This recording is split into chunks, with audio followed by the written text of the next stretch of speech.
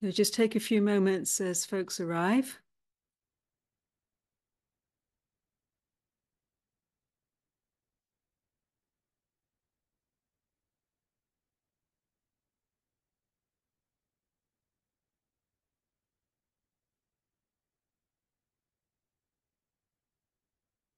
Okay, well, while people are still arriving, I'd just like to welcome you all, and thank you so much for being here. And maybe we can just arrive in our own presence with ourselves, just taking a few slower, deeper breaths and feeling the ground beneath us. And maybe on an out breath, just letting on the sort of handing back what we're holding that we don't need to hold on to right now. So letting the shoulders drop, body soften, the belly soften. And on an in breath, maybe taking a few slower, deeper breaths. It's just suffusing the whole body with the breath and awareness. We just arrive in this moment, this embodied presence of our innate heart awareness. And that is just kindly, spaciously receiving how we are, what we feel, what we're with as we start this session together. So welcome everyone. Really glad you can be with us. This is Living the Vow from within and without monastery walls. And just some reflections from Mel and Sumedha and myself, which I think I'm going to highlight us as the team right now.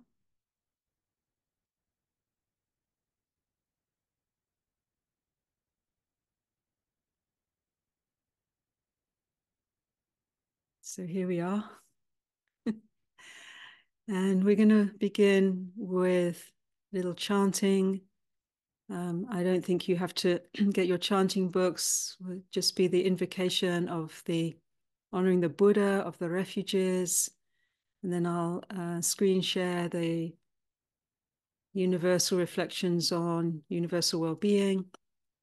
And then just the invocation of Guan Yin. So we'll begin there.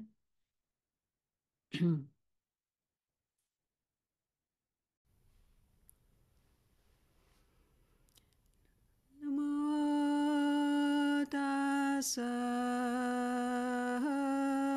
bhagavato arahato samma sambuddhassa. Namo tassa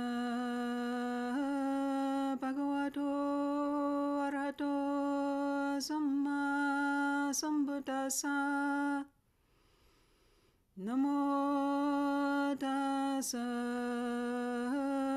bhagavato arahato samma sambuddhassa.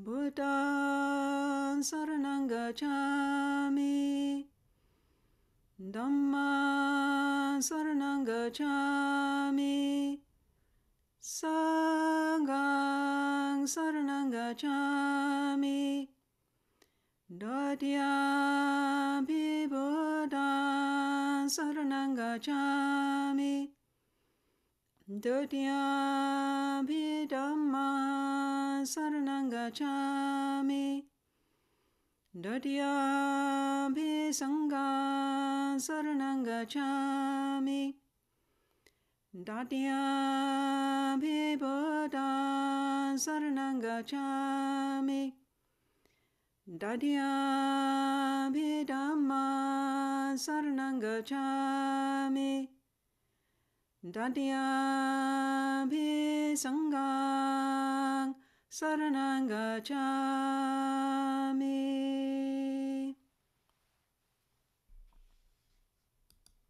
Sharing of blessings.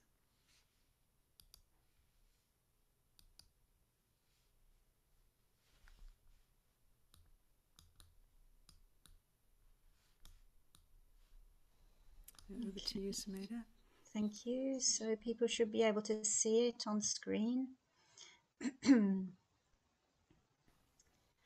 May I abide in well-being, in freedom from affliction, in freedom from hostility, in freedom from ill will, in freedom from anxiety, and may I maintain well-being in myself.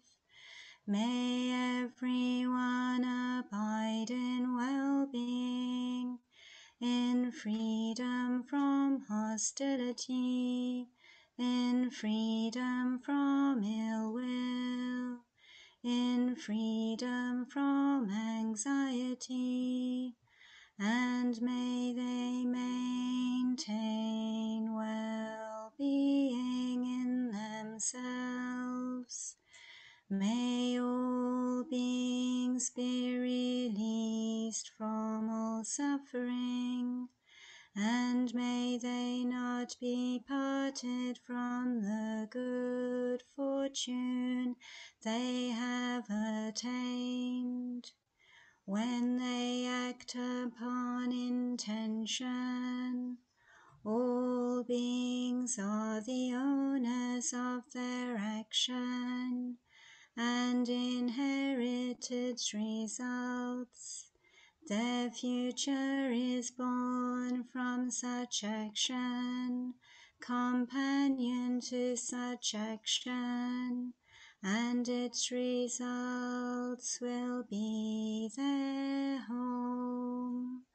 All actions with intention, be they skillful or harmful, of such acts they will be the heirs.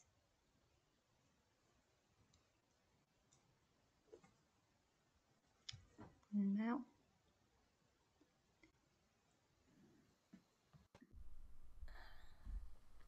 so the invocation of Kuan Yin, Namo Dabe Quan Shu Yin Putsa, we'll chant 3 times, okay? Namo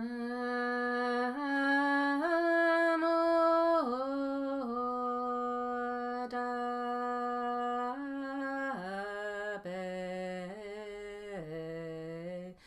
Quan Shu Yin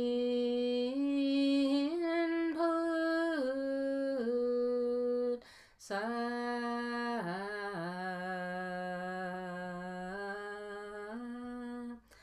Namo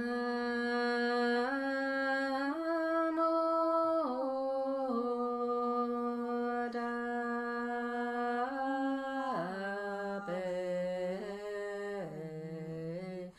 Quan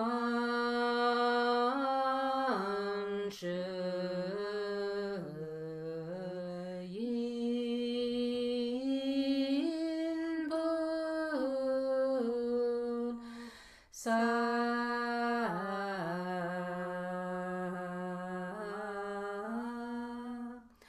Namo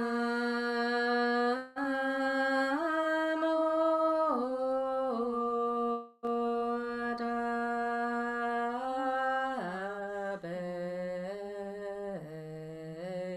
Quan Shu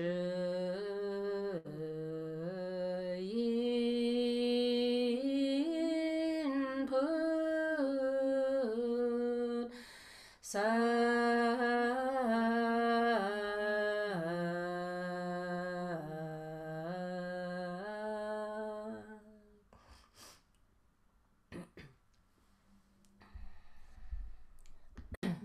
Thank you.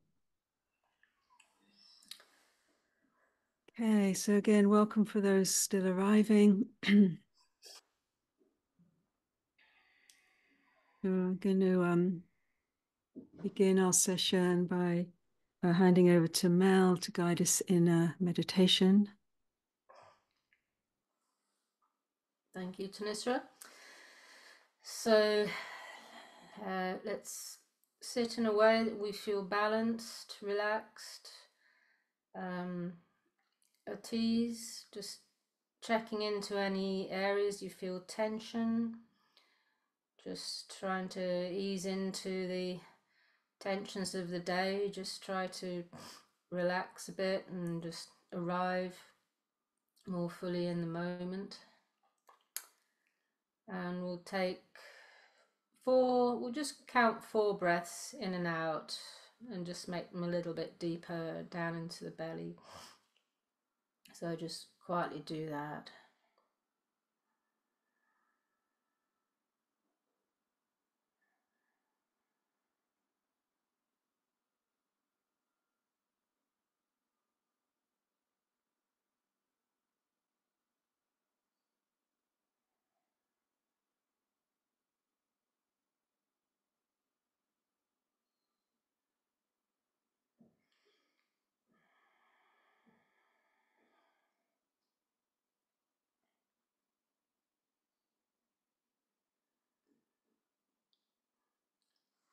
And for this short meditation, I thought it would be nice to bring up the image or the name of a really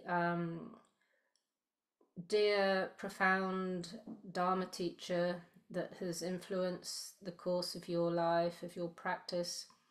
Maybe the first teacher or the one that showed you the most at the beginning of your inspirational on the path of Dharma.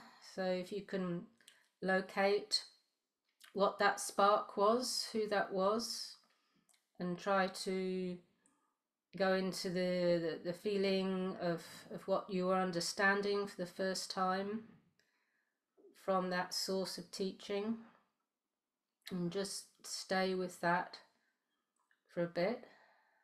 Just feel into what that person means to you. What effect that person's teaching had on your life. Just try to go into that a bit.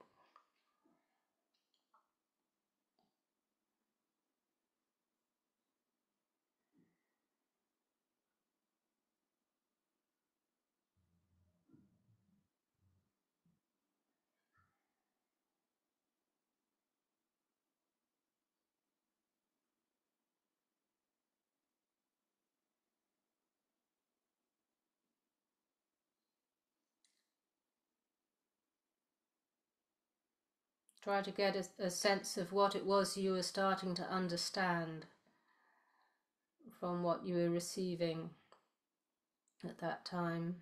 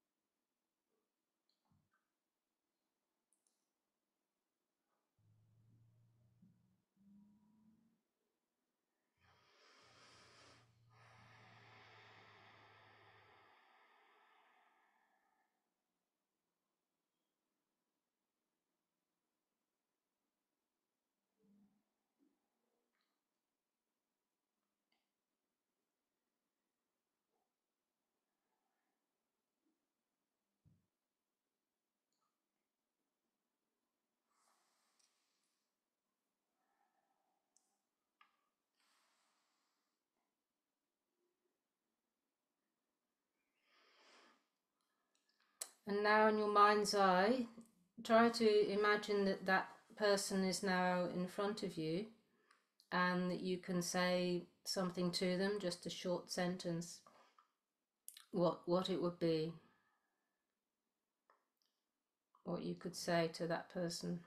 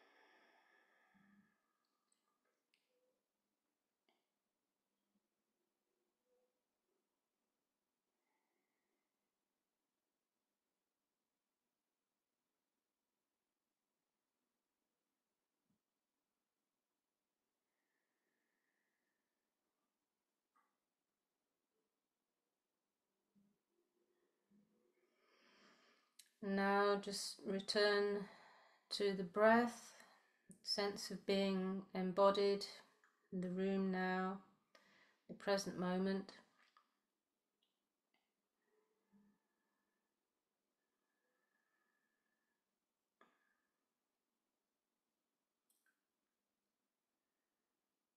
And if you want to open your eyes, we've got a chance to get the ball rolling with this session.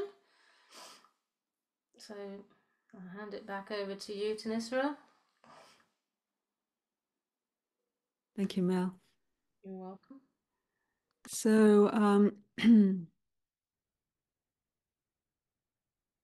yeah, just a few, I think, a few orientation points. You can, as you know by now, you can go to the speaker view or the gallery view. We will have some Q&A at the end. And when that happens, if you are asking a question, you'll come up on a speaker view, and this is being recorded, and that recording will go out. So if you don't really want to be in the recording, you can also put what you would like to ask or mention in the chat, which is open. You're welcome to put things in the chat as we go along, but we won't be responding, I don't think, as speakers. It's hard to focus on that and try and speak at the same time.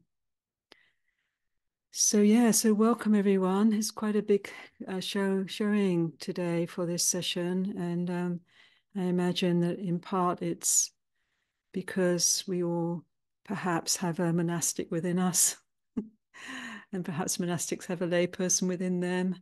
These are very ancient archetypes that we're touching into, and so I also wanted to start by really deeply honoring the monastic lineages in all their forms and acknowledging that the transmission of the Dharma over centuries has really been carried primarily, of course, with the devotion and the support and the practice and the teachings in the lay community, but it is the monastic lineages that have that depth, carry that depth of sustaining depth of commitment that has enabled primarily the teachings to survive to this time.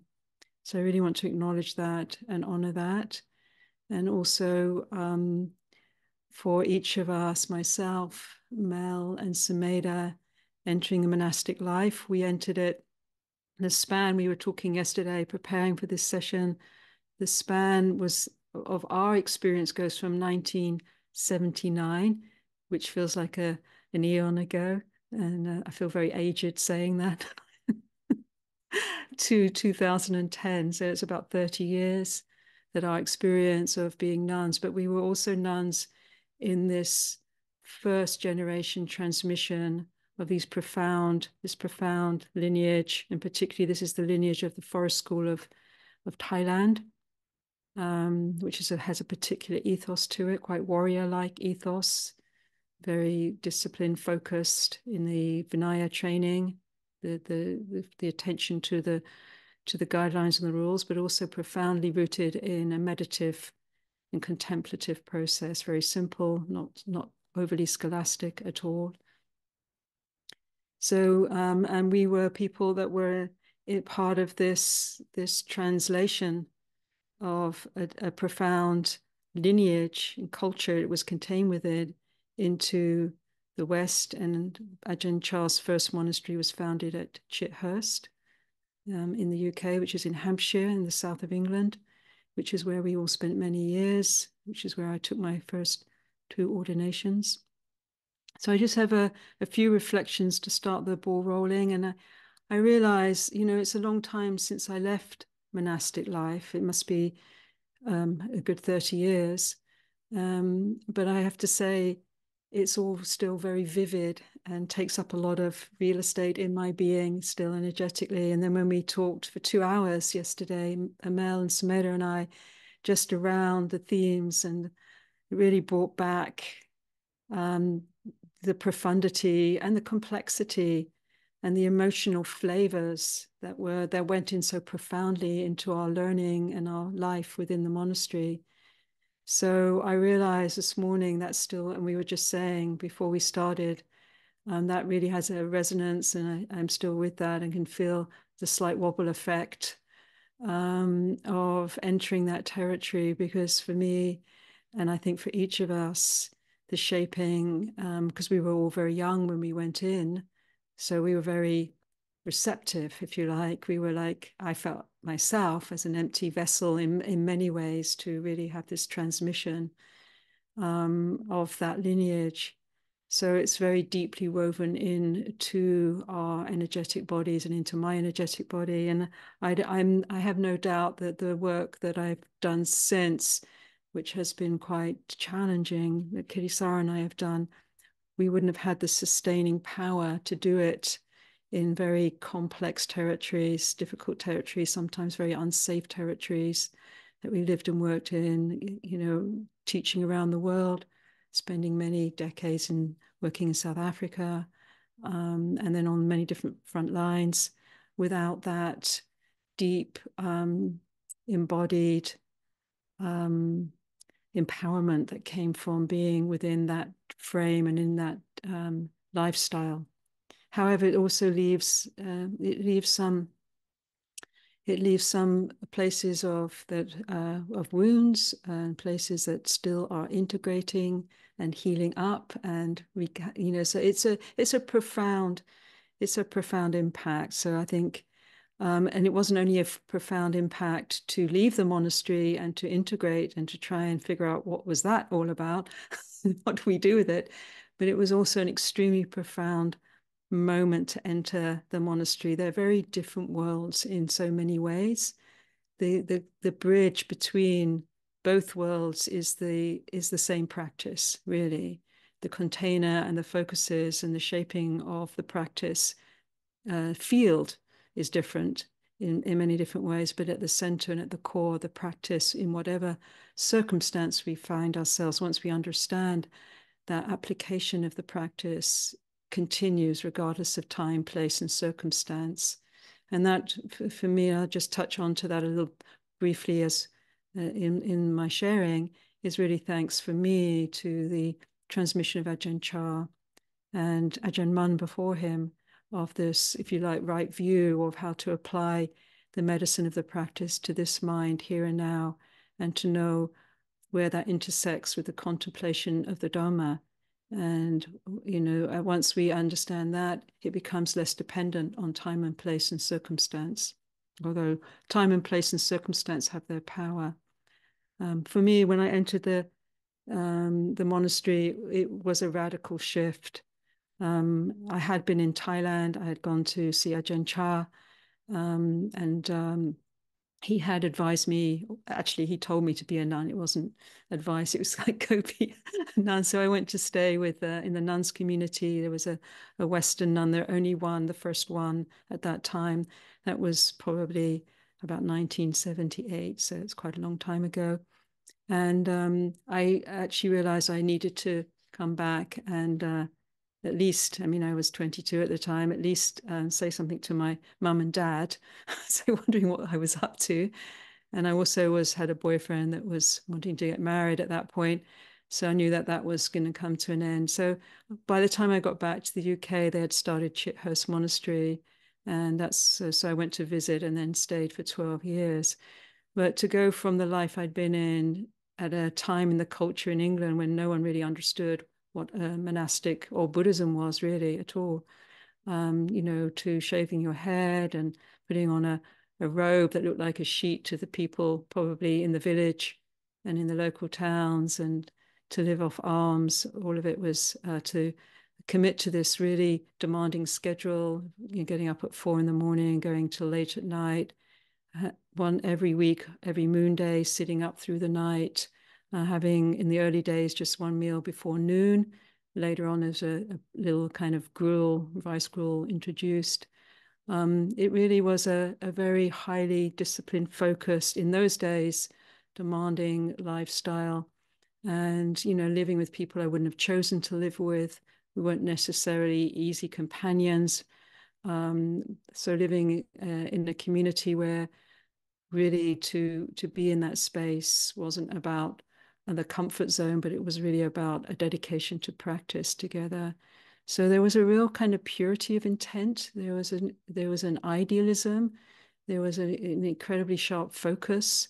There was this sense of being warriors, really, in this space, dedicated to enlightenment. And, there was a lot of energy in that. It was also very simple. For 5 years, we lived in a small cottage without electricity. So there was sort of like sleep deprivation, hunger, lack of cold in winter. But that wasn't really, that just felt like it was part of the life and sharpening the focus. But there was also a lot of naivety. There were very, like deep openings in the meditation, but there was a lot of naivety about working in community. There was no understanding of psychological dynamics. Quite honestly, I was extremely naive. I didn't even know the word gender. So I didn't really understand the patriarchy within the system. And it is an extremely patriarchal system and how that would impact. And it really did impact. So I was both very open to receiving completely the inflow of teachings. And at that point, it was Ajahn Sumedha, because Ajahn Chah at that point had gotten ill, was unable to travel or speak. And the teachings were very pure, very transcendently orientated. We were sort of going beyond, there was this feeling we were it, really. We were on this drive to enlightenment. And I think what I wasn't prepared for was that actually the unprocessed unconscious material within myself, and that usually my ways of dealing with that had been disassociation, distraction, and so on, the usual ways that we do. I was also quite frozen from unworked out stuff from my childhood. So I wasn't really individuated at all in any ego structure that would have been psychologically seen and understood as whole. But in that process, because of that porousness, I was actually very susceptible and open to the transmission. But I also was struggling with a lot of internal, an upsurge of a massive amount, increasingly of raw material, emotional raw material. And there was a point when that really, really took me to an edge and over an edge of a sort of breakdown, which was both really difficult, but also a point of turning in my understanding of the practice, when I really did understand that what Ajahn Chah was teaching, what was being taught in the monastery, was this as Ajahn Chah would say, when you can't go up or down and you can't move anymore, then the real practice begins. There's this moment of turning my mind directly, my attention to the mind itself, and realizing really the suffering, rather than projecting it or repressing it, really working it. And that just opened a whole different path. And that path is really still present for me and helped orientate me for everything else that was to follow. And I think along with that awakening, which was a more practice awakening, there was a lot of political awakening happening for me within a patriarchal system, which started with my own body. That my body started to give out. I couldn't speak. I had this cough. For a long time, I couldn't understand, what was happening. There wasn't any medical diagnosis until someone said, well, you have no autonomy here. You have no voice. And so the body was picking up first on the signals of this sort of really two different cultures. We might say now a dominant culture, which was the male hierarchy, and a marginalized culture, which was us as nuns. And the dynamics in that are very, very complex. And we don't have time to unpick those dynamics, although I think it would be an important conversation for Buddhism itself. But it did actually put us in this cycle, I think, as nuns, where we weren't able to unify very easily. You're sort of constantly being split and sort of undermining our collective collaboration. It's just the way those dynamics work. So there was this sort of purity of depth, incredible depth of the Dharma, which I think is very hard to emulate sometimes in the lay life. There was this energetic refinement, focus, being held in a schedule, which I really needed. But there was also this really, as our leader at that point, Ajahn Sumedha, at one point he was over in the US in the West Coast in the Bay Area, and someone was showing him a documentary about dysfunctional families, and then he said something like, "Oh, we're a dysfunctional family." There was this sort of really awakening to the fact that we didn't have the skills, and I don't think we had the compassion. We understood what that was, to really hold this life in a deeper way. That could, go beyond just the sort of blunt instrument of just let go kind of teaching, that you can't really let go until there's a field that you can let go into and that can hold you. So a lot of that I didn't really understand until after I left, so I'm realizing I'm sort of a little bit, it's just to click a couple more minutes, but leaving was also quite traumatic actually, because it happened very quickly. I left disrobed with another dear friend, Satima, and there was no preparation, no follow-up. There's a lot of fear because one is completely deconstructed as a self. How am I going to make a living? It was terrifying. I felt a lot of terror. I had no worldly experience. I didn't have to drive, open a bank account, nothing. So there's very little support, just from friends, really. And really, it was literally walking out into the night. And no real backup, with this sense of, there was the psychological pressure to stay in. There was this feeling of failure, spiritual failure, like you had given up your spiritual life, that, it was intense. There was a lot of intense fallout from that shame, breaking set and being disloyal. As nuns, we were very close. We were survivors in this system. So I felt very acutely the sense of abandoning the cause. So it was complex, but also, it was in the lay life, which I wasn't able to do in the monastery, that I was able to really look at what had I been busy letting go of. Who was this self? Who was I, and what was my place? And I think in the lay life, it's really been a place of much more integration, much more human dimensions that come in, that are more mundane. I don't think that really heightened, sustained kind of purest ray has been available to me in that way in lay life, but it's also got a lot of shadow in it that's unintegrated. So it's really been more that kind of integration, where now I'm at a place where I'm less worried whether it's mundane or heightened. That isn't the issue. I don't really think about enlightenment as a thing. That doesn't mean anything to me. To me, it's just a feeling of ongoing cycles of awakening not as an individual being becoming this enlightened thing, but awakening to all of us as participatory beings in this web of inconnection within a Gaia cosmology that's also awakening with us. So I don't feel the transcendent metaphor, though I'll always have a yen for that. And I love it when it's named, when it comes through. And I know my dear, beautiful, beloved partner and husband, he holds that really in a beautiful way. But I feel that it's more the immanence of that, the transcendent in the immanence. And it's not that wasn't taught, but sometimes it wasn't lived so much, immanence in everything, in every dimension, in every realm. So I think it's to sum up, and as I said, there's so much more to unpackage. We can only just touch basic points. I think both lifestyles are amazing fields of practice. I mean, there are definitely things in the monastery that I couldn't have got for me from the lay life that I needed, and that I'm forever profoundly grateful for. It's just a powerful container. And there are also many, many problems that came with it. And there are many things, I mean, I do appreciate personal freedom. You're not just being part of a collective team all the time.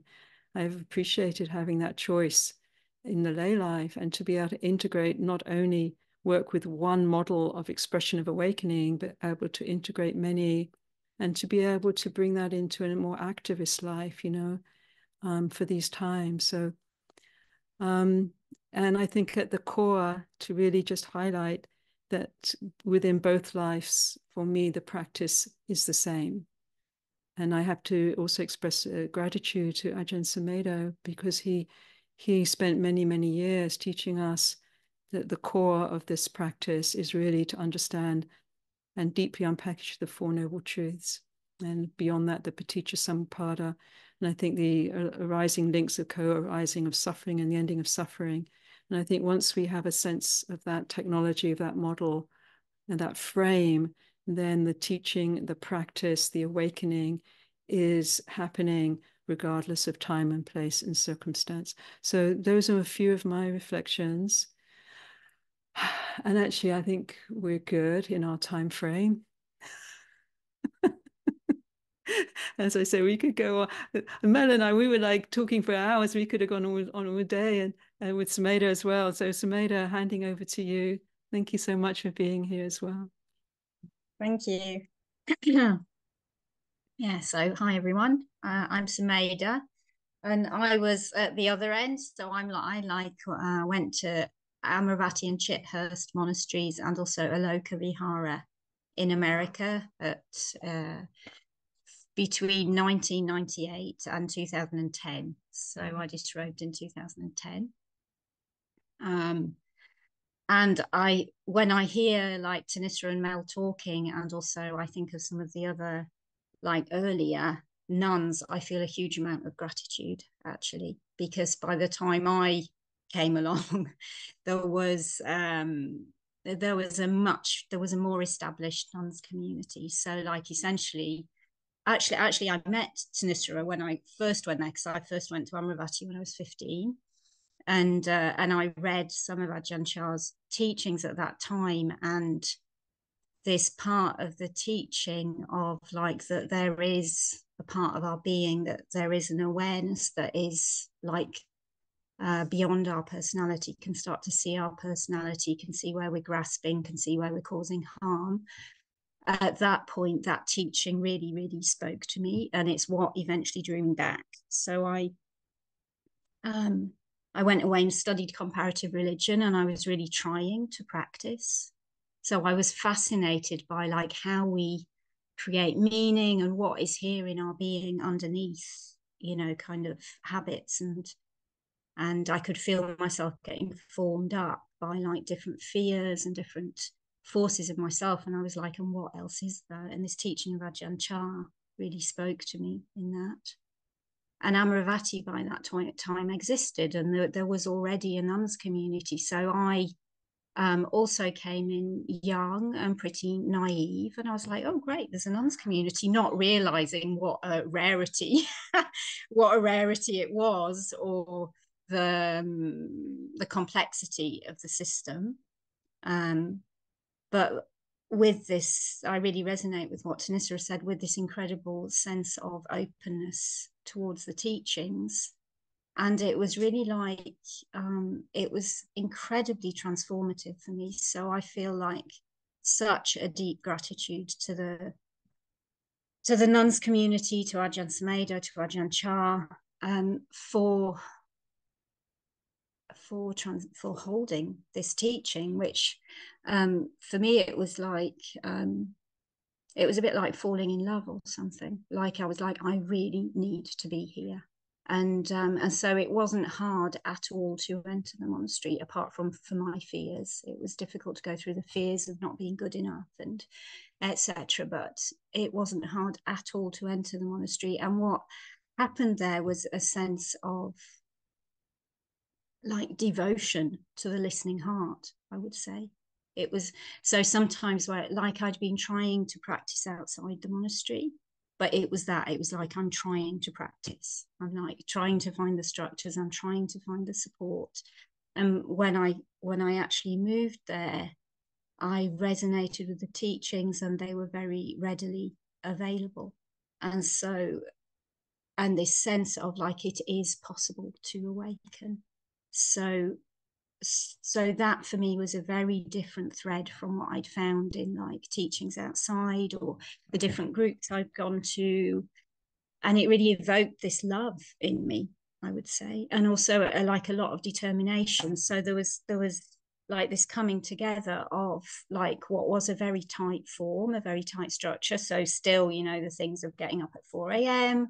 We did have breakfast, and then we had like the main meal before 12, celibacy, not handling money, being dependent. So like the Dharma system.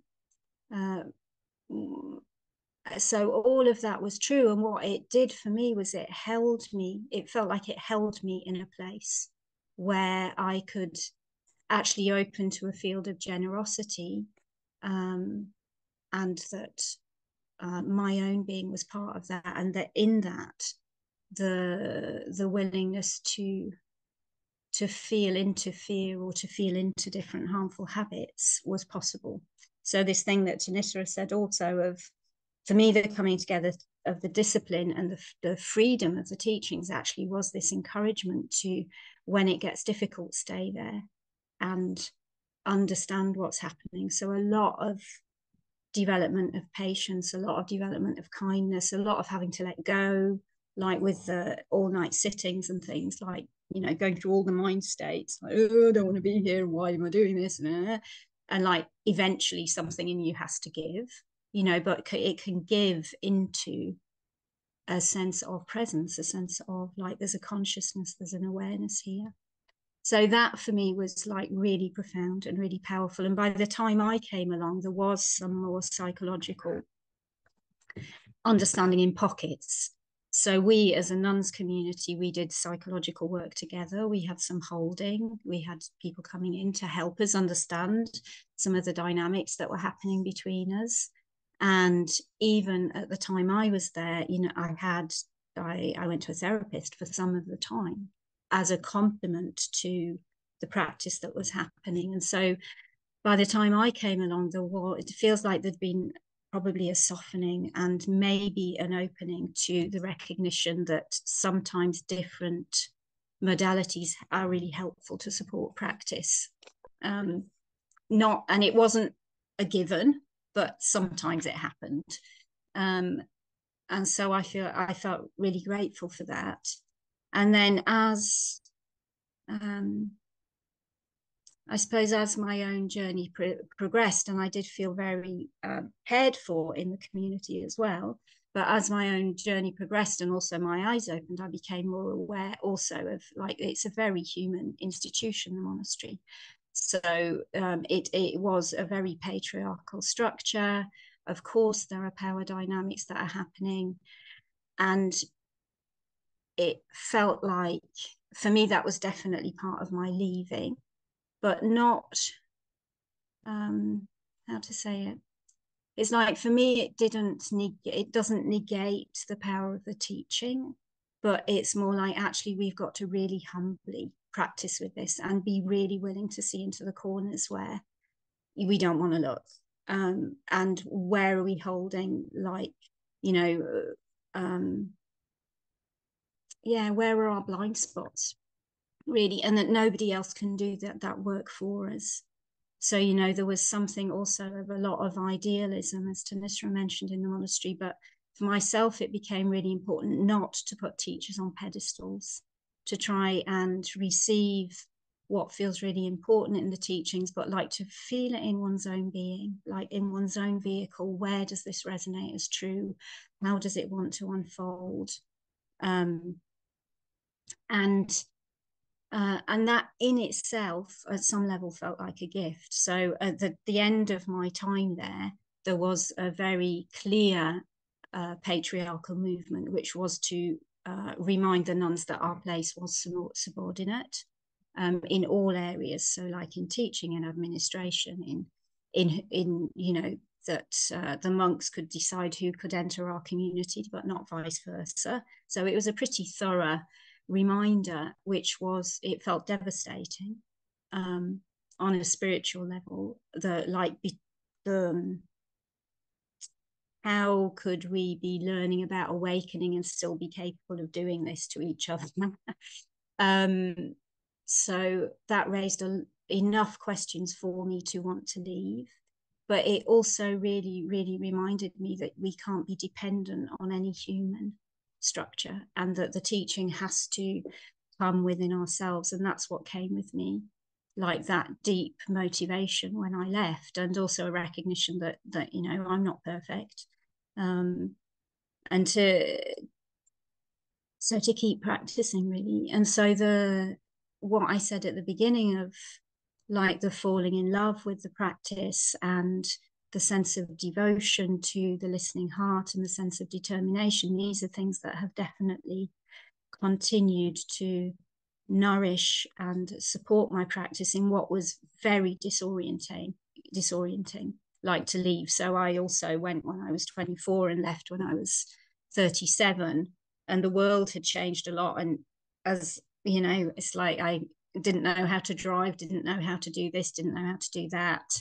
I'd kind of went from university to the monastery, and so it's been a very big and difficult learning in leaving, to just kind of be in this world. And also yeah, there was part of me was like, well, I need to be in spaces where I'm challenged. I need to be in spaces where I am asking myself, how does my practice relate to this? So what I did in leaving was, first of all, I benefited from the previous people who'd gone before. So I came to Dharmagiri for a year. So I actually had a holding space for a year where it was like I was still involved with the Dharma in a very fully engaged way, but I had like a halfway house in a way. It was that there was, you know, there was still a lot of support for practice. And then I came away and started an eco retreat place. So one of the things that I hadn't been able to express fully in the monastery was how much I was starting to sense that our own awakening is awakening to the sacred web of life, and how we're living within that is very important. So I went on to co-found an eco retreat place, and to try and connect up more dots in practice, in a way that felt authentic to me. And also, I'll just take one more minute, was the experience of being a human being, you know, being in relationship, loss. So like some of the losses that I've experienced since leaving the monastery, I think I've experienced them in a much less protected way.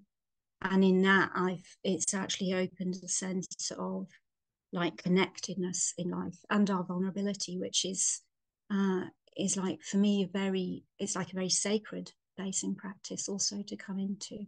So to also bring the listening heart into those places, and what connectedness does that bring out? What does that bring out in our actions? So yeah, it's too much to pack in, but yeah, I hope that's quite given some sense of some of it. So thank you. So I'll hand on to Mel. Thank you so much, Sumedha. Beautiful. Just take a breath. I'm so glad you're with us, Mel. Thank you so much for whatever you'd like to share. Well, yeah, that was very very strong from both of you. It's a bit hard to know how to follow all that, but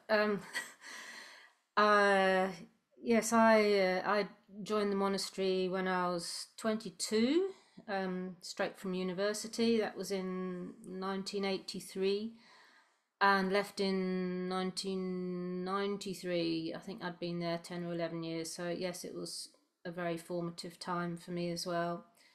I'd been studying music at university, but felt very disillusioned with academia, and felt there was something a bit more important that I wanted to find out about life, really. And came across the Buddhist teaching initially through my father, and a good friend at university had passed on the address of Chithurst Monastery, I'd been reading the book Bodhinyana by Ajahn Chah, which I found really probably the most profound book of Buddhist teachings that I could get hold of in the university library, and that strangely led me on to Chithurst Monastery, where I was very keen to join the monastery at that point. It was a very small nuns community. I think there was about 6 or 7 nuns at the time, and it was very difficult to join, to be honest. I was refused by Ajahn Sumedha initially, told to go somewhere else. I was told to go to California actually to join Master Wa's monastery, but I didn't fancy that. So I hung around and scrubbed tea towels for half a year, and waited until someone else dropped out, and then I asked again. So I had to sort of wait and wait. I was very determined to join though, because I really admired the rigor of the community, the discipline of it. It was a very high energy, inspirational feel at that point. Many monks had come freshly over from Thailand. Ajahn Sumedha was probably at his teaching peak during his 50s, and it was a really very inspiring time. And I felt highly determined, highly motivated to reach enlightenment. So it was enlightenment or bust. And that was a bit problematic, to be honest, because I experienced bust more often than anything else. But one kept going, and during the course of time, it was a very much team building feeling. The community was very tight, very close knit. One started to form a very strong identity around being a nun, being a monastic there. It was very almost tribal, you could say. And therein lay a bit of a problem, because later down the line, I discovered that some of the teachings, and not the teachings so much, the training aspects, the precepts that we were living under, which we all strove to keep, for me in particular were difficult, and it's particularly the one around music. The no musical instruments, singing, dancing, and all the rest of it, which you'd think, well, I was quite happy to put it down for a while. But then it started knocking on the door again after about, I don't know, 9 years. And I felt that I needed to have more personal expression again. So I started to write music kind of a bit secretively, which was a bit naughty, I suppose. But it just started to feel that the clothes didn't really fit me in the end, and it was quite a disappointment to realize that, to just sort of keep the rules and everything. Initially you were told, well, this will take you to nirvana, just get on the bus, keep the Vinaya, and that's where you're going. But I didn't really feel that I could do that. So for quite a while I felt a sense of failure again. I suppose failure, second big failure in my life. I didn't get a degree either, but it was like, okay, the depth of teaching, especially from, I think, Ajahn Sumedha, was such that I felt, if this is really true, if you can really practice with everything that comes your way, then it should be able to survive the whole breaking up of this identity of being a monastic, with your shaven head and your new name and all the rest of it. You should be able to go through that. It's a bit of a death experience, I found, and that it's great to just go through it and realize what is it that remains when you've gone through that and come out the other end and faced all this fear of disintegration. And to feel that this sort of awareness of a beingness in there that is still functioning and still able to reflect, was a very strong experience, probably stronger than actually going into the monastery. So the leaving of it, having to get used to being in the so-called real world, was deeply instructive as well. So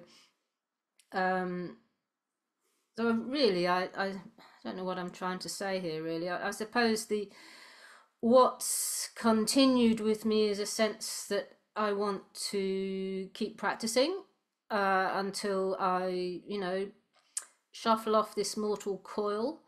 It's There's nothing else more worthwhile, and that everything that comes my way, I want to try and work with, and I just keep rising up and doing my best. So I kind of feel it was a very, very formative time. I feel it was a kind of an experiment. It was a wild experiment to actually plant such an ancient tradition of Theravadan Buddhism into English soil with highly educated Westerners. It was an experiment, and I wouldn't say it was totally successful, but those of us that were involved with it were, I think, you know, it was a privilege really to have gone through it, even though it's been flagged up. There were many issues, especially around the way the women were less privileged in some ways. It wasn't really a career path for the women at all, but that's not why we were doing it. So warts and all, it was a great formative experience, and deeply forming the bonds with the people that one was with. So it was actually very difficult to leave, very difficult, and in a way you never really kind of leave. You're just neither fish nor fowl. You just got to keep going somehow and just make your way. So I think that's me. Said my bit. I don't know what I said, but anyway, I rambled for a bit. But there we are. Thank you. So much. No, it was really great. I loved what you said. And I'm so glad that we get to hear your beautiful music. Mel is such an exquisite musician and composer, and has command of a huge range of instrumental skills with many different expressions. So yeah, thank you. Thank you so much, Sumedha, as well. I think between us, you have kind of a little bit of a picture of a range of progression, not only in, like a collage of our experiences and reflections, but a sort of a movement of the founding of this order that has now got monasteries all over the world, but it's still really, I think, not really unpackaged in the depth that really needs to be unpackaged. How to integrate. It's not just it is women, obviously, nuns, but the deeper pulse of, I know we don't speak in gendered ways much in our modern world, but the deep pulse of the feminine. And sometimes that's equated in Jungian terms to the soul, to the within all, to this sort of intuitive impulse, creative impulse, without which I think a lot of these institutions become bureaucratic and focusing down on, empire building and rules keeping and so on. So the loss of that, or the muting of it in all, whatever gender form, is I think one of the big issues, not just in the monastic system we're talking about, but in all patriarchal systems. And Buddhism for sure is founded in a very, very deeply patriarchal context. And it's a profound thing I don't think we've actually even really begun to unpackage in more nuanced ways. So there's very simplistic understandings of it. So I hope we can have further discussions around that, given some space from it all and the deeper emotional impacts of that have been, we've all been digesting. But also, I think a point you mentioned was really important, that the grief, I think, you never quite leave. I remember the day that I actually literally, it felt like a movement happening. I mean, I made a conscious choice to leave, but there was just something happening. And I remember walking out of the gates of the nun cottage in Chithurst, which had been there's such a profound life, and we were such warriors together in this thing, you know, and as nuns, we were such survivors. And it was so, I mean, I didn't always like the nuns I lived with, but I loved them dearly.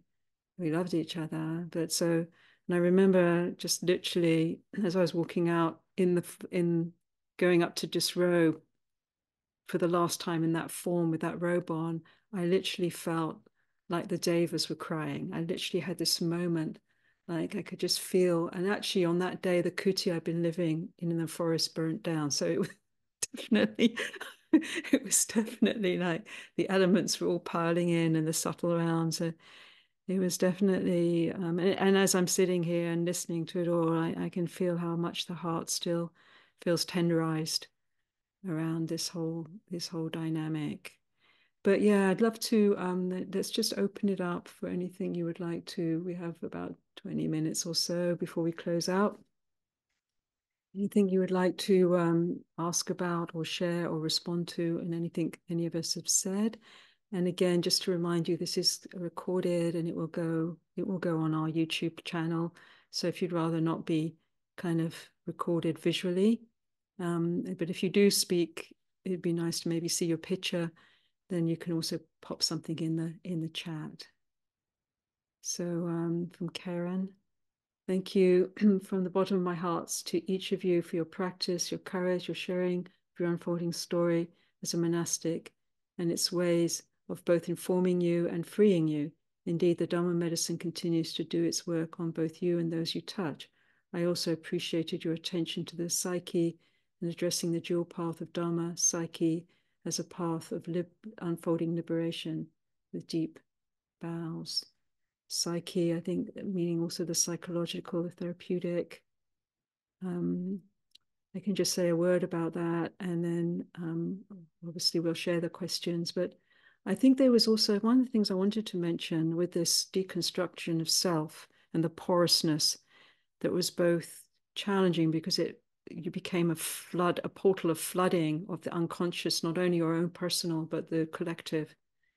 And I think there's certain people in the monastery, maybe by its nature, the more energetic way that the feminine operates in a more open way. It's not necessarily just in gendered bodies, but that there's a certain way that was extra emotional work for processing the collective.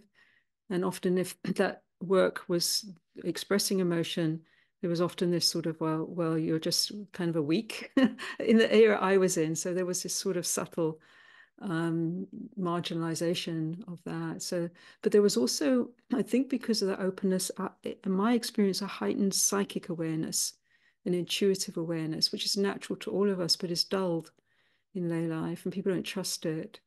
So I think that psychic awareness became very acute for me. And I really appreciated the Ajahn Chah saying that actually what we are becoming is the living Dharma, which isn't the books or the form, but it's actually the conduit for the Dharma itself as we start to purify the complexity of the ancestral, emotional, familial, social conditionings and all the emotional content that goes with that. Then we can start to tune into this pure pulse of the Dharma, which is intuitively experienced. So I just feel that that was another gift, but it came with a lot of confusion and complexity. So Gareth, welcome. It's so lovely to see you. Thank you for being here. Now, I think you were a monastic as well, weren't you? Well, thank you, Thanissara. I'm really so touched to hear you and Sumedha and Mel speaking. It really brings up a lot for me, just hearing the different threads of your journeys on that path. So really honouring that, and my own journey, just very briefly, was perhaps sort of a continuation of that timeline that you described, Sumedha, and I ordained in the Forest Sangha in 2008 and disrobed about 7 years later. So I guess I saw some of the shift from a different perspective, from a different gendered identity. And yeah, I don't feel like I can unpack and speak to that now, but I just really honoring and valuing hearing your words. And yeah, so maybe a question or something that was arising for me, hearing you speaking and thinking about my own experience of monastic life. and what that can bring to these times.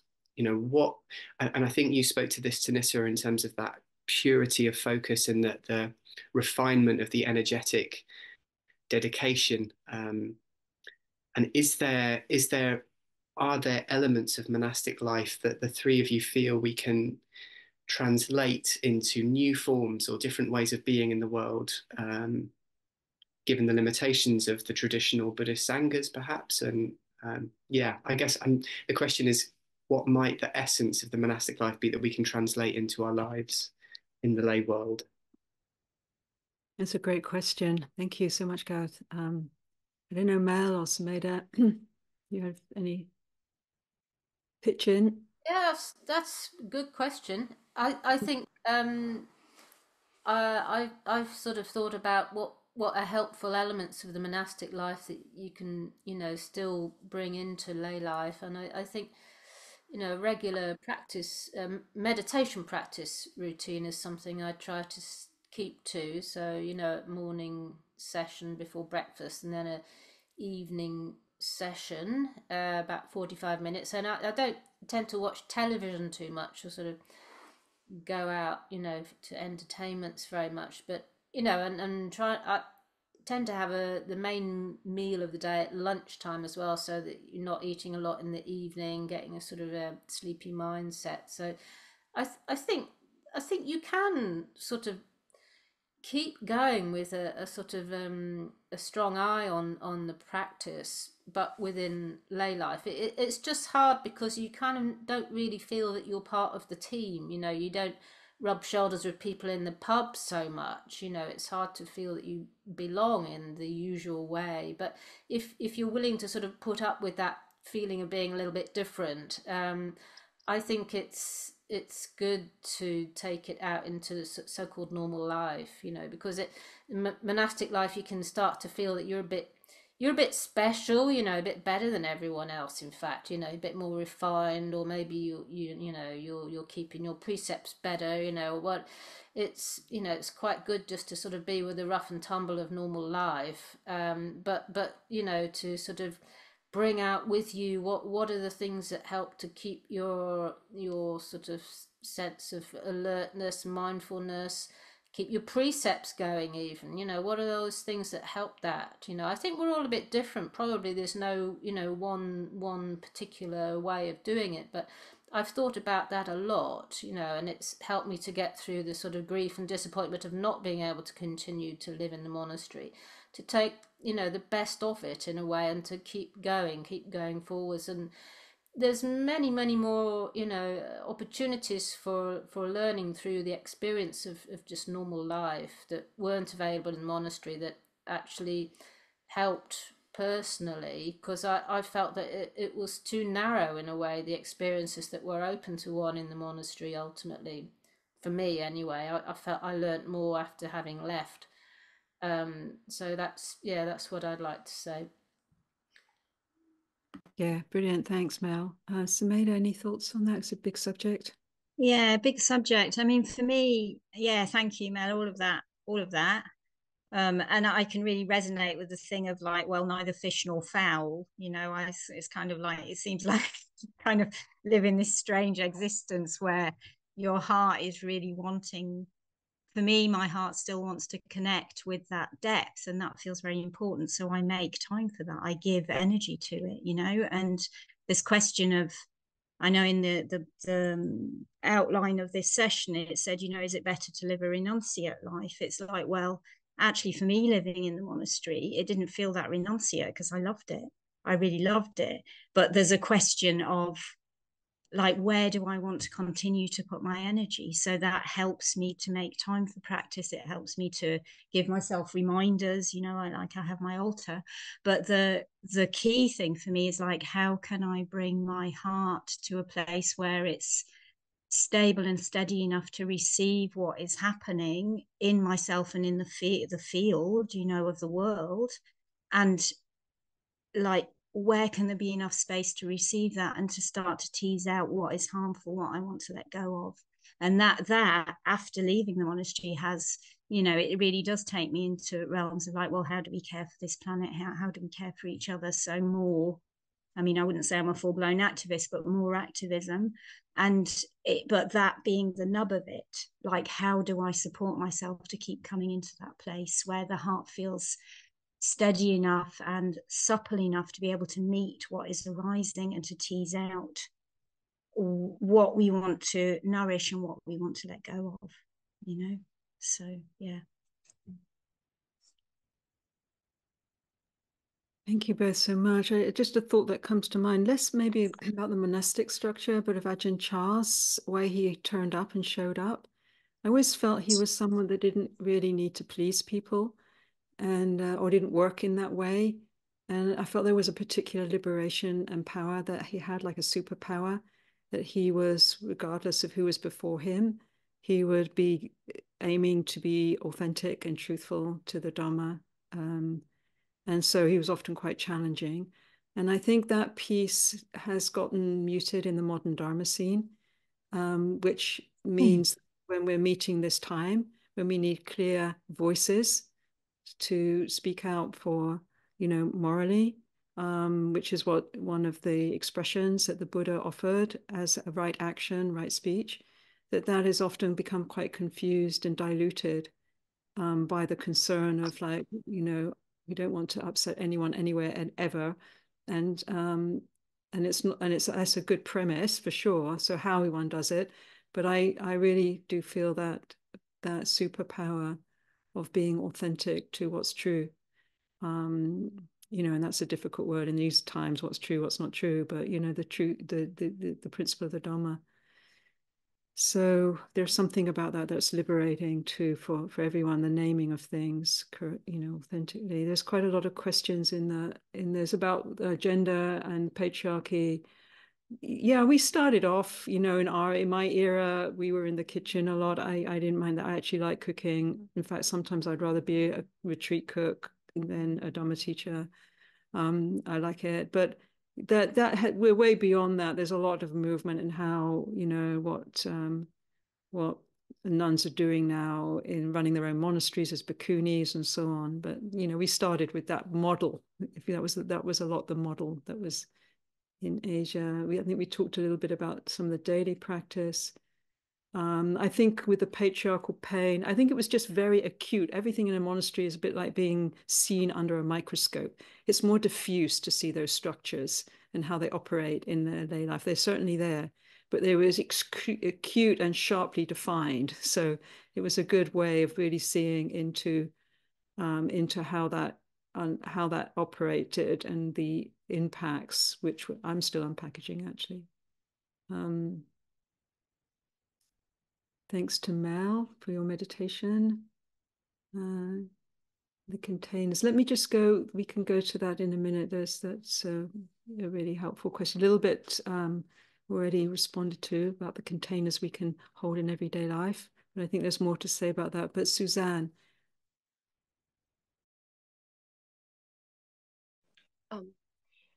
Thank you so much, Thanissara and Sumedha and Mel. I found it very evocative, very inspirational, and the equanimous ways that all three of you spoke of such profundity and such angst was such a teaching. You know, the equanimity about the patriarchy was all I could do to just stay settled within myself.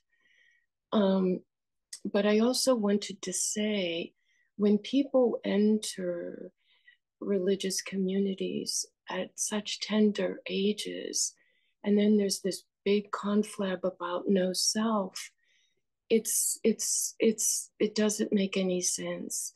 You have to have a self in order to look at no self. And when people are entering, when they're 19, 20, 21, it's still, the self is still evolving. I mean, I could be really off on this, but then to kind of speak of no self and to let it all go, just makes me wonder if that's wise for the development of the young monastic. Again, I am very, very grateful for all three of you and all the preparation that you've done and your wisdom and how it was approached. Thank you so much. Thank you, Suzanne. Yeah, I think we might just put a bookmark on that profound question of self and non-self and age and, you know, being shaped in a young way. See if we can have time to come back to that later. This is a really big territory, but thank you for flagging it up. I think we will get what you're saying. Chiara. Yes, I am Chiara. I was in the monastery for 7 years, but I disrobed. I was a Anagarika novice, but I disrobed just before ordaining. I didn't want to ordain. I decided what I want to add to.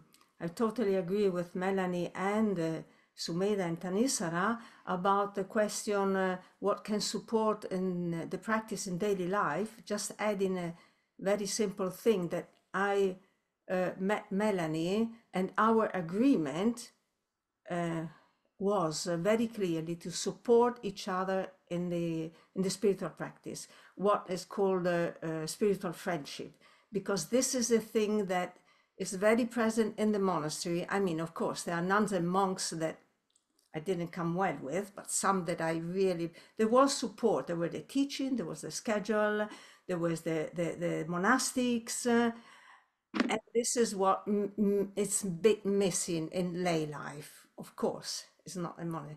So spiritual friendships are very, very important, and they don't have to be ex-monastics at all. Some of my, what I consider, apart from Melanie, of course, spiritual friendship, are just normal friends in Italy. But that's very important. Thank you. That's wonderful. Thank you, Chiara. I couldn't agree more. Thanissara and I had the same kind of understanding of our relationship is deeply rooted in co-supporting around awakening and Dharma. Sumedha, do you have any thoughts on sort of the everyday practice but containers that hold us? What helps hold us that we might have learned from the big container we were in to translate now, or any ones that you've developed? So thank you. Yeah. And yes, thank you, Chiara. Spiritual friendship, crucial. So and for me, that's actually part of what I still very consciously lean towards, so as partly a container, but like with live people, spiritual friends, and also like I really I try and give myself time to follow where my interest in practice is taking me, and I nourish that. So I listen to teachings, I read things, I read larger than Dharma as well, so I use what is available. We have a lot available in our world in terms of teachings and books and explorations. I use that. I also do make sure I practice every day, as Melanie said. But I do that from I make sure I do it every day, but I do it from a place of like the love of my practice. What do I want to be nourishing, actually? So I do that. I make offerings, loads of offerings all the time. So I have an altar on which I light candles and I light incense, but I also make loads of offerings out in nature, because it's that sense of my being is part of a larger life force, and where I can give myself back into that, I want to do that. So, and I was once doing a retreat at Dharmagiri with a woman called Mbali, an African healer, and that was her advice at the end of the retreat was, make an offering every day, because it's that thing of like bowing one's heart to the greater life force that we're part of, to the sacred web of life, to awakening, so I do that in all sorts of ways very regularly. Precepts also, I reflect on the precepts, and non-harming in particular. I reflect on that like very, very regularly, and that's a very good context, a very good like mirror for me, which we had in the monastery, like in a say more developed way, but it always boiled down to me to the thing of like harming and non-harming. Where do we draw that line? So those are some things for me. Yeah. Beautiful, beautiful, beautiful. Thank you. Yeah, I think for me, I just want to bring in a bit about the devotional practices, ceremonial practices, which segues onto what you were saying, Sumedha, with making offerings, shrines. And because I have an overly sensitive nervous psychic system that I do every day, I do a deep, slow breath practice. It's not like a Wim Hof thing. It's just a deepening slow breath, and I listen to very beautifully soul, not sort of Motown soul, but I actually really like Motown soul, but soulful or spiritual music. Actually, music is a great ally for me, and so that it helps. Just I need to regulate my nervous system, especially in these times, and that I find that a very quick way of doing it. Sometimes just sitting raw with the material is not easy for me, so I have to sort of prep the body and my system. But I find this daily practice is very essential for maintaining sanity. And then the sitting, the silence, the connection with listening, deep listening, keep listening in. And also I really feel the bodhicitta. It wasn't a term that was used much in the Theravada, although it was expressed in so many ways. Everything we were doing was bodhicitta, this deep vows. We actually, this is called the vow, living the vow. I think the deep vow is the vow of compassion, is the vow of service. And really hearing the Dharma and how that we express that. And so I feel very deeply woven into that vow. And it's not really like, I don't even feel like I've found a form to say it in, to tell you the truth. There are all these forms, I vow to live, but it just feels like a heartbeat vow, to be in this world as an act of service, as an act of love, as an act of, humility. And that was the very, very first thing I ever saw Ajahn Chah do, was bow. He came to a retreat where we were all young people practicing in the UK. It was the first time he came to the West. And he just did this bow, and it was a full-length bow. And I never really seen that. And I just felt that was a really perfect expression of how to be in life. So I like to try and remember that, and really calling in. I really feel this sense of widening our understanding of Dharma practice from this, like just sitting on my individual cushion, to being in a cosmology of listening presences that the Buddha talked about, that he taught, that he actually downloaded whole teachings from, that he actually expressed through protection chants, invoking all sorts of not only subtle beings in the David realms, but elemental protectors, great serpent beings, guardians. So I feel these ceremonial protection practices, devotional, sacred practices, have not really gotten through or understood as the profound technology that they are, but to keep those alive and to keep those going is really, really, really critical for these times. And I do believe they are actually energetic protections that we can send at a consciousness level into the world. The sharing of blessings is another one that's done every day in the monastery. We share blessings, and that's an energetic transference. It's much needed. And the daily reflection on death, on impermanence, was very acutely held in the monasteries. I am the nature to die. All that is mine, beloved and pleasing, will become otherwise separated from me, so on and so on.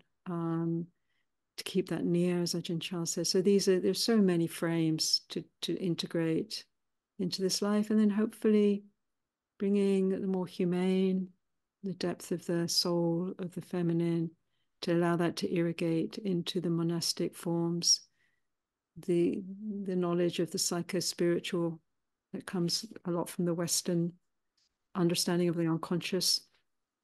These things, it's a two-way, it can be a two with the activism, the more democratization of, away from this abbot hierarchy, which actually wasn't what the Buddha set up, actually.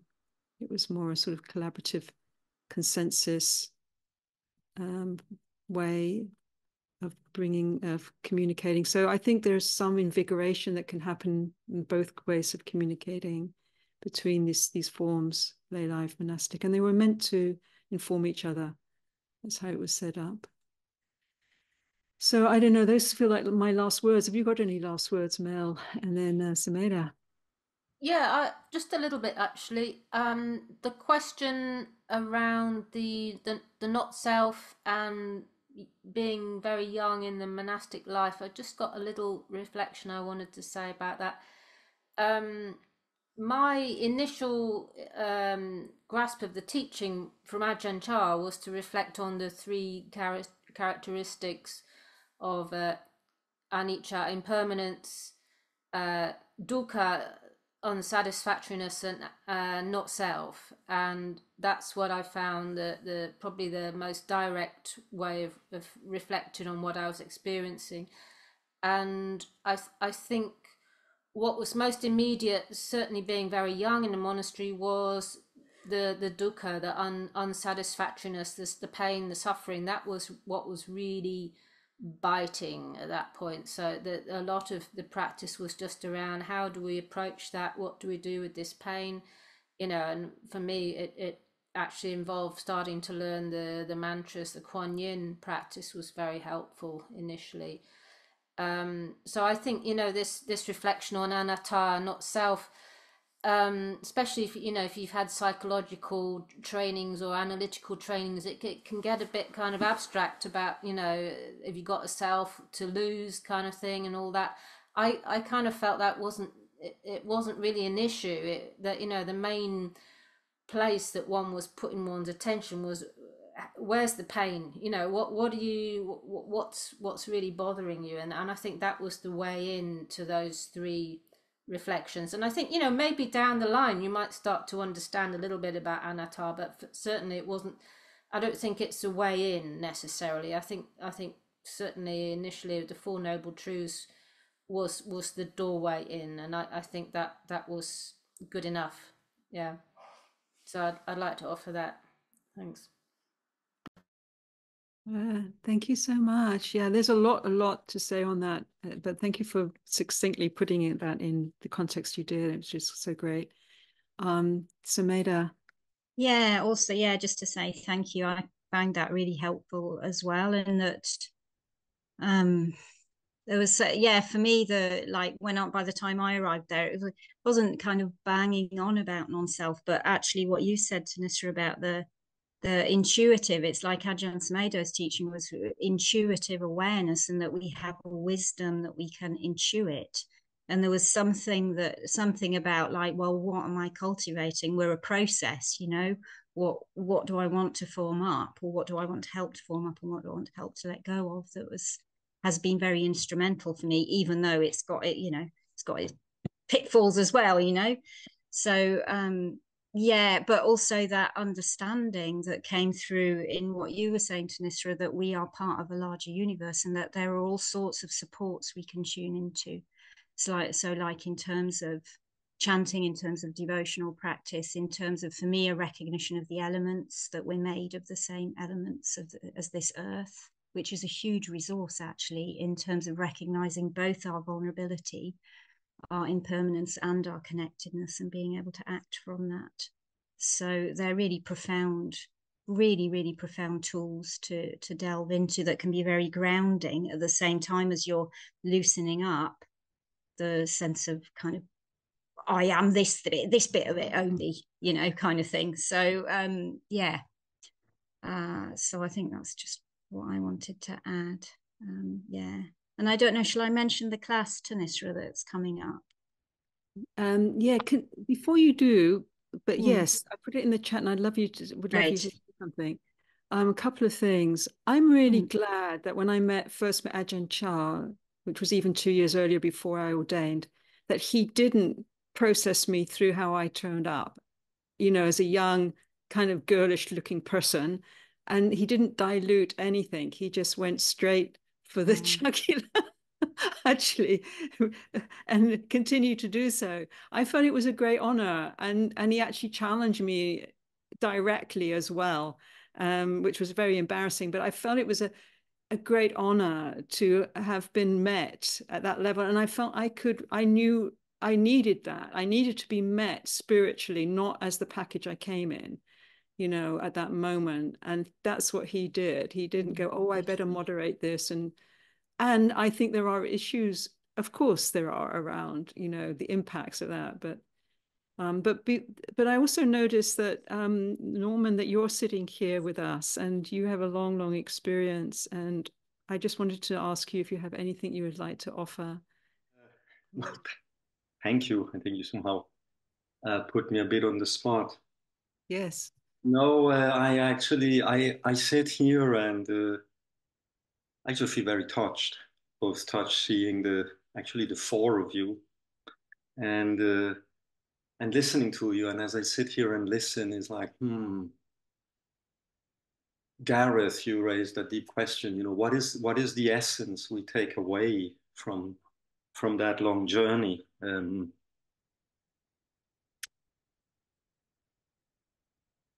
What to say, isn't it? What to answer to that? It was an energetic transmission, and you have voiced, I think, which what touches me mostly, and I think I would like to bring out to those who listen, is listening to the three of you share the depth of the blessing and the transmission that came within a skewed form in some way, and the way you honor the lineage of Ajahn Chah and Ajahn Sumedha, that when we lived it, we could feel there was a very, very profound energetic transmission of awakening. And yet we had to acknowledge the confusion of the parts that couldn't be held and couldn't be transformed. And the importance that perhaps historically within patriarchy is almost as if, you know, monasteries, I see them across different cultures. In this case, within this tradition, could hold, you know, packaged within those hierarchical forms, have kept a flame continuous through many generations. And we have reached a historical time where that flame has to be shared out horizontally, and that transmission is happening. And the big question that you raise, you know, does it get diluted in doing that?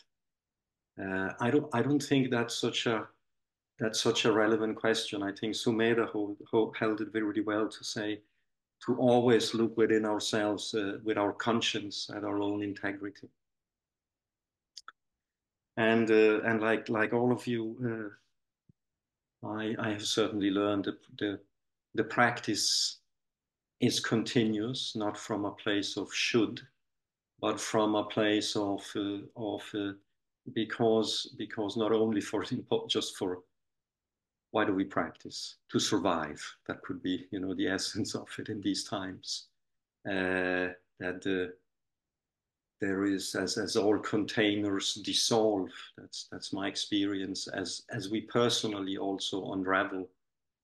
The refuge that remains it's in the deathless or the formless. And, you know, and that's what I find. Yeah. And just maybe as a final, really to thank you again, Thanissara, for highlighting the centrality of a prayerful attitude with the wider than human field in these times. And a personal note of gratitude, the Mel having come in on the gendered male side of the monastic Sangha, but how much actually I and others knew we appreciated what you brought to the chanting. Your revision of the chanting book has been really important. Yeah, definitely. definitely huge amount of work that you offered there, Mel. Thank you so much, Norman, also known as Suvejjo. Thank you for your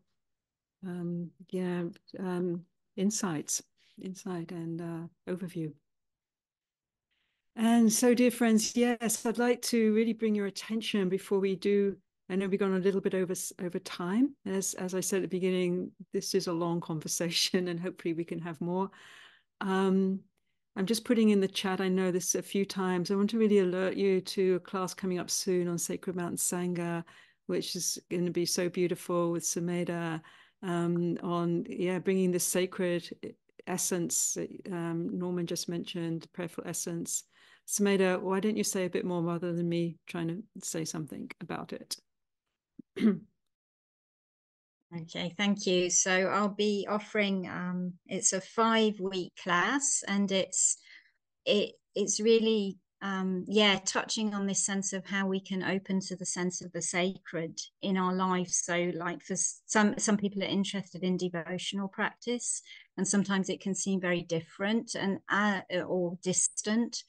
And as I realized, like, devotional practice is really, it's always been there for me, and we can access it in very everyday ways. So what I'll be doing in each class is going through a series of teachings called the parami, which are qualities like patience, kindness, truthfulness, determination, these different qualities, and finding out how they actually can bring they're qualities that are relatable, and they can bring us to open to the sense of the sacred that is ever present in our lives, and can be really a very deep nourishment for our practice. So that's starting on February the 10th, with Sacred Mountain Sangha. So feeling lots of gratitude for that. Yeah. Super. Thank you so much, Sumedha. And on Monday, we'll be restarting our chanting, prayer, and action group. You're welcome back. And this is talking about applying the medicine of the Dharma to this moment. It's calling for a ceasefire in Gaza and beyond. So that is a very beautiful space. If you click on, I haven't got the link, but if you click on Sumedha's link, you'll get to the platform and you'll see the events there.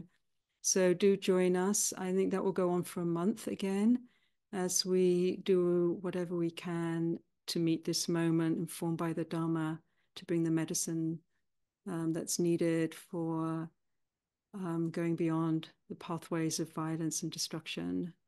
So and thank you all so much.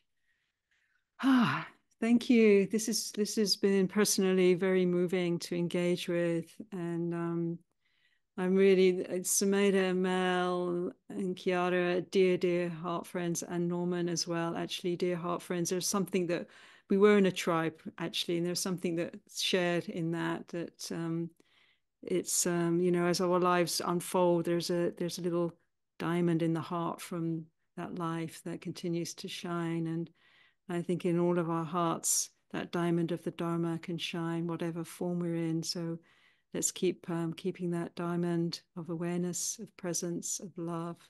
This light, this lamp is so needed in this time, whatever forms we're in.